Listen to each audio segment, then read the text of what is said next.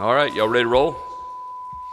Go ahead. With that second bye week being so close to the first one, I guess. How much of a benefit did you see it being? And I guess from a play calling standpoint, offensive standpoint, are there any new things that you kind of add in there with that second bye? Yeah, it's been good. I mean, it's never. I don't know that I've ever been a part of 2 bye weeks, and it's refreshing. I think a little bit for sure. You get a chance to catch your breath a little bit. Probably did way more self-scouting during the first bye week because really we've just added 2 games, and but I think our season, the way it's gone, different quarterbacks early in the season, trying to figure out what's the best fit for him and our offense. I think that's helped us, and the last couple of weeks, I think we've done a better job of getting in that groove with Jacoby, and I think the bye week gives you a chance to catch your breath and do that, and just kind of self-assess and make sure that we're still, doing those things as we move forward. Each week's different when the scheme's different, but at the same time, you want to have some continuity for your players, and I think we've worked really hard at trying to keep that. When you first started, the decision to play Jacoby was going to be the start. Yeah. Right? Can you talk about the baseline of where you had to start? I mean, was it a lot of video work early? Or yeah. What was that baseline? I think with just his late arrival, that was part of it. But I think I mentioned this, I think, a couple weeks ago, that I think what you saw was when he went from being the third guy to like all of a sudden I'm playing.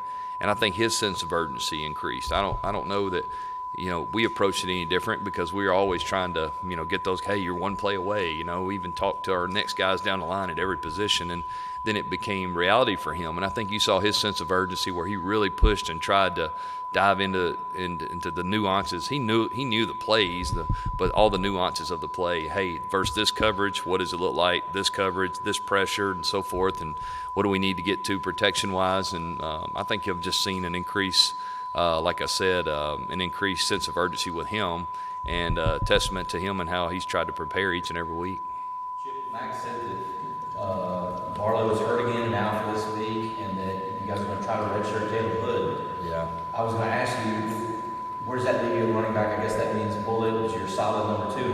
Is Charlton French your third guy now in that rotation? Yeah, I think you'd have to say that. I mean, we want to get, we're trying to do the best thing for the players, each individual player, based on, it's a different world this day and age, and Caleb's fought some injuries in his career, and you'd love to him to really get an opportunity for a full season and be one of the guys and so forth. So if we can do that, I think that's a great opportunity. And then Barlow, poor guy, he's really worked hard, and he's got a skill set. And then, against Florida State, he goes down, so tough luck for him. But, we got a lot of confidence in Bullitt. Bullitt's done a really nice job on the times that he's played. And Charleston, French has done a good job too. He's going to be fine. He's just getting here. He got here late, but I like him. He's a great kid. He plays really hard and plays fast, and a little bit different dimension to the tailback position or the running back position. But yeah, I think probably that's where we'd be right now, and then hopefully we can salvage Caleb's year, and hopefully he'll get a chance to have a full year. Would there be a fourth guy? I know Marty carries the ball 30 times a game, I understand. Yeah, most of the time he does. Yeah, I think we'd be those 3 would probably be, and then we could. There's some guys we could probably bring up, from that help the defense out some. But yeah, really, I think those will be the 3 guys we really have to focus with. Correct me if I'm wrong, I think Caleb has 1 left that he can play. He does. He's played 3 games. So he's got 1 left and then can play in the bowl. Yeah, so the bowl game doesn't count. Right. We don't Yeah. do kind of what Max is talking about. If you play 4 games with the ball, he can play in 2 of the last 4.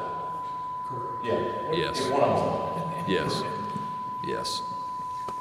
Chip, when you look at Wake Forest and their defense, what stands out about them, and what have you seen of them? I tell you, they're really well coached. They're where they're supposed to be all the time. You don't see a lot of busted assignments. I think I've heard a lot of great things about that coaching staff from Coach Brown, and not played these guys before, but they play really hard. They're very well coached. They make you earn it. I think that's what sticks out to me, is you're going to have to put plays together. Don't see a just ton of explosive plays over the top or long runs, and I think they're in position where they're supposed to be. And we've got to do a good job of trying to create some of those too. Sometimes we've not done a good job of creating those explosives like we should, and so but I think they're going to play extremely hard and very well coached, and they're an impressive group. I think really when you look at them, they do some things internally to cause you some problems, moving and doing some stuff like that. And again, I think it goes back to they know where their weaknesses are in their defense, and they do a good job of covering those things up. Can maybe itemize a few things, areas the offensive line has progressed since Minnesota? Maybe 1, 2, 3. What would be those 3 things? Yeah, I think number one would be just IDing the fronts and things the right way. I think when you have inexperienced tackles and a new center, you're trying to get that communication piece. So I think just IDing the front in the run game and the pass game was probably the number one thing that sticks out. Because with that, when you feel comfortable with that, then you play faster, you play more physical, you run off the ball better. And so I think early on there was probably a little bit, maybe some indecisiveness, which caused them not to play as fast as they can, and they're doing that now. So I think that's better. I think that group, I always believe that O-lines, they gel as a unit the more they play together. And because, the guy next to him is the same guy over and over and over. We had a little spell there where Aiden was out and we had a left guard we were playing, but, Willie's played most all year with Trey. Blasky's played most all year at center next to Willie, and Howard's been our left tackle most all year. So I think that builds that cohesive unit that you're looking for. And those guys, there's tons of communication in there that maybe the average fan doesn't know about. And it's not just, hey, we're running this play to the right, They've got to make sure they call the combos right and the protections the right way and who we're IDing as the mic and so forth. And then I just think that group's the confidence would be the third thing. They have played better because they're more confident in what they're doing. They're more confident in themselves, I think, and I think that's what you see the last couple of weeks is they've played faster, more physical. And last week was that we challenged those guys as a unit because Florida State's got a really talented defensive front seven, and the challenge all week was we play against a pretty good front in practice. Let's go answer that bell and try to be physical, and I think our guys did a nice job of that. How the first 2 things you mentioned kind of connected to the quarterback, because quarterbacks are a lot different. They have to be synced with the O-line as well.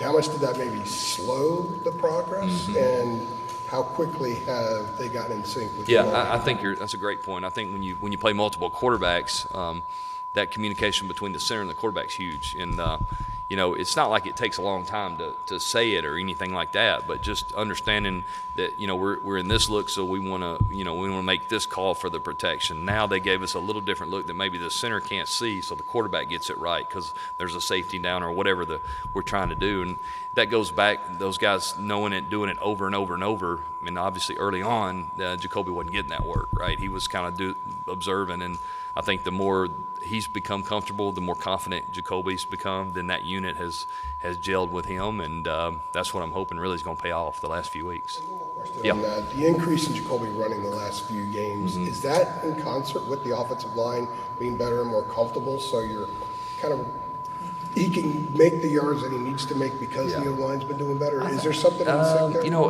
there? There's been not as really a whole lot of design quarterback runs, I would say. More about him understanding the coverage.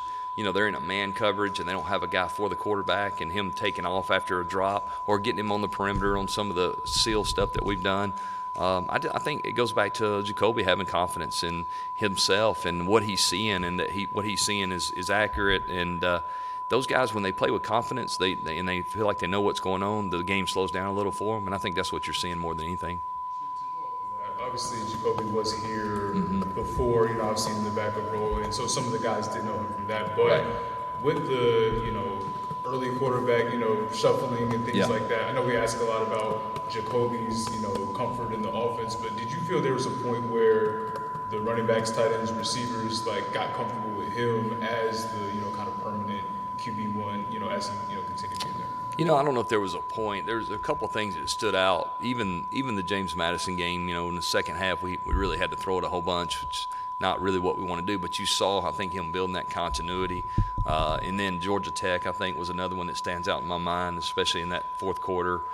You just felt like, okay, they're gelling a little bit. There were some guys that broke routes off, and he was on time with them and so forth. And I just think for him, anytime you have that relationship with your wideouts and you keep growing that relationship just from going out and playing with them every day, I think it's that simple. And I think he's really, he stayed after with those guys and throwing some extra. And I think it's unique in the transfer world that he was already here. So there was some familiarity there for sure. But some of the guys he's playing with now weren't here. So a combination, though, of hard work with those two units. And then, again, I think it's a lot of confidence with him. Chip, if you can take your coaching hat off for just a second, and maybe just do it from a fan perspective or a college football appreciator perspective. Yeah. What Amarian did the other day in Tallahassee, the 5 touchdowns, 265 total yards, like, what did you like the most? What caught your eye the most about all the different things that he did? It's one of those games where we were determined we were going to run the ball and try to do a good job of staying on the field and having drives, and what a better guy to put it in the hands of, right, than Amarian. And the thing that sticks out to me is he's the same guy every day. I mean, there's no drama with him. He's not up and down.